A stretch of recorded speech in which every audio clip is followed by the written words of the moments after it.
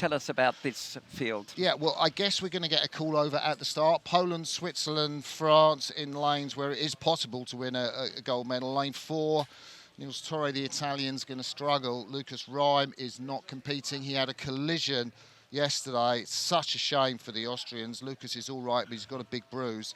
And in his last World Championships, Petar Galambos, the 36-year-old Hungarian, he's 37 tomorrow. But we're going to take a look at the field.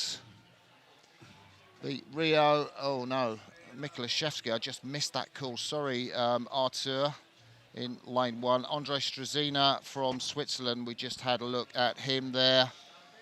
The man from the Steinhausen canton. Baptiste Savayet from France in lane 3. He is from Aix-les-Bains. Nils Torre, the Italian sculler from Canottieri Viareggio. Sculls for the Carabinieri now, that town just north of Pisa. There is Galambos, more of him in the race. Galambos has got an incredible 5 world medals, I think in this event, the first one back in Carapiro in 2010, 11 World Cup medals. And he is an amazing servant to the sport. I would definitely nip into lane 5 if I was Galambos. And we welcome Greg Searle. Yeah, good to be back here alongside you and John Boltby. And yeah, Peter Galambos here at the bottom of the screen, representing Hungary. We've been told this is his last event, his last race for the 37-year-old. He's racing in this boat designed by Vera from the Art of Rowing. And they're lovely colours on that boat, aren't they, Martin? Yeah, lovely colours on the boat, and they are the colours of the Hungarian national flag, red, white and green, but they are also in the shape of a pigeon, and that is kind of what Galambos' name means in Hungarian. The little pigeon, that's his nickname, and Vera's done that wonderful design on the front of his boat. Look at it there. And he's got that pigeon-shaped coloured bow out in front of the rest of the field as well, hasn't he? Out here, he's going for it in his last big race. And Galambos in front, and we say goodbye to John Boltby and hello to Sarah Cook, who will very shortly be joining us for the A finals this afternoon. Thank you very much, John. It's been a pleasure to have you with us. Galambos in front, rather incongruously from lane 6. This is going to be his last race at the World Championships. It's actually, he's going out with a bang, certainly in the first quarter of the race.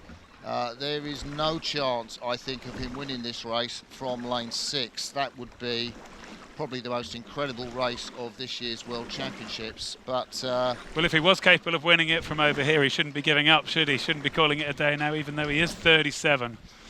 Nils Torre, I think, in second place, maybe just moving through Galambos, the 23-year-old Italian. Took a gold in the lightweight men's quadruple sculls, moved into the single this year, and he has really done well in this event. He won in Varese, took a silver medal behind the Frenchman in the Europeans, and he goes through 500, and Galambos still in medal position. Yeah, Galambos is still in there, but it's only 500 gone. How about Nils Torre? We saw him yesterday. He went out and took the lead, and he was tracked very nicely by Andre Struzina of Switzerland. And I thought Andre Struzina yesterday rode almost a perfect race, really.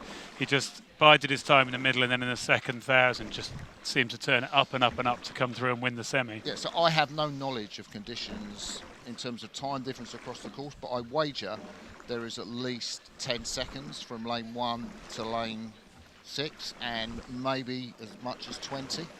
And Galambos there, you can see how fast he's moving, because, you know, first 500, so he should be, what, 4 or 5 seconds down on the leader, but he's still in that position. Yeah, that's right. Galambos closest to us on screen, just dropping back a little bit, but it's this athlete leading. It is Nils Torre from Italy, 37 strokes per minute, still keeping it up and moving in the middle of the course. Super tough conditions out there. How would you approach it in these kinds of headwinds? Do you think keeping that rate up and keeping moving along and trying to keep some momentum? Yeah, I think you've got to keep the rate up in this kind of breeze. And actually, I mean, it sort of makes sculling easy technically because you can physically just kind of lean back into it. The blades are in the water for a long time, so you feel very connected when you're sculling into a headwind like this. But this is a strong, really difficult headwind, and this will also really, really take it out of the athletes too. Yeah, and we've seen Mikulaszewski on the far side. He's in a bronze medal position at the moment, but the Polish sculler really does have a good second half. He's a veteran, well, sort of veteran at 33 years of age. He didn't race a lot this season until Lucerne, the former cross-country runner. Got a lot of work to do if he's going to get back on the Swiss sculler in lane 2, but I think he is moving. As they come through the 1,000, it's first Italy, second Switzerland, third Poland, fourth France, fifth Hungary. About 7.5 seconds across the field, but we can see it's really starting to spread out now in this third quarter. But these top 3 scullers, well, any of them could get the job done, especially if those far lanes are a little bit more amenable. Well, I think Struzina's on the move again today like he was yesterday. As we take a look at the Italian sculler on the left of our picture, the French sculler on the right, I think it's a long way for the French sculler to come through. But this is the man I'm looking for. Struzina is making concerted move now. He's underrating the Italian and he's making progress. If anything, I think the race for the gold and silver medal, unsurprisingly, is probably going to come from lanes 1 and 2. Got a 6:09 on his 2K erg, which is pretty decent for a lightweight. Mikulaszewski is now moving with Struzina. I'm sure he hasn't unwound his sprint yet. Yeah, I wonder whether Mikulaszewski can come all the way through here as well. We'll hang on the stern of Struzina as we take a look at Galambos. It's obviously struggling a bit here now. He's over here in this tough lane, but great that he got up and with the race. He's got a great heritage, Mikulaszewski. Finished 6th in the double scull in Rio. And Struzina hits the front. Mikulaszewski also in the Tokyo Olympics finished 2nd in the B final. But Struzina has made a very telling move there, and he's got a clear water margin on Mikulaszewski at the top of your picture. Yeah, he'll be pleased. I think what you're seeing, I guess, is that it is Andre Struzina who's moving quickly, and he's moving quickly compared to both the other scullers. So Mikulaszewski is not going with Struzina at this point. So it is that the Swiss sculler is going quicker than the other two, rather than that the Italian is yet going slower, if you know what I mean. As they come through the 1,500 metre marker, it is the Swiss sculler by about a length now over the Italian, and the challenge now coming from Mikulaszewski over in lane 1. The French sculler, well, he's about 5-6 seconds down now, so I think that's going to be too much to turn around in 500 metres. But here goes Mikulaszewski, dangerous in this last quarter. Yeah, and Niels Torre, we saw that pain etched on his face. You can imagine how hard he's gone early on. He's going to have to hang in here now to hang in for that bronze medal.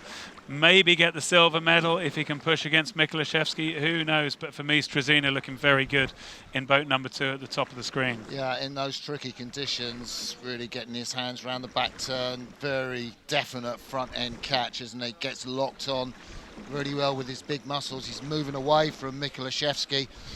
Polish sculler is going to find it tough to get through the Italian at this rate, and this is a great scull from Torre in lane 4. Huge margin now for the Swiss sculler. Torre, as you said, pain just etched on his face. Look at those teeth grimaces every stroke. It's been a long, hard race for these lightweight single scullers. Really tough conditions. Their forearms and hands must be absolutely on fire. Yeah, their forearms and arms and hands will really be on fire. You know, I talked about it being technically pretty straightforward, but it's now going to be physically so hard to keep driving the boat into this big headwind. And the Italian sculler on the right of our screen still digging really deep to hang on to that silver medal ahead of Mikulaszewski, and he's still got, what, about a 30-centimetre lead, I reckon. So as we come up to the finish line, it is Struzina who's really dominated this race since the third quarter push that took him past the Italian, took him away from Mikulaszewski. Niels Torre is heading Mikulaszewski as they come past my commentary position. It is Struzina. He will be the 2023 World Lightweight Single Sculls champion. Niels Torre, amazing from lane 4.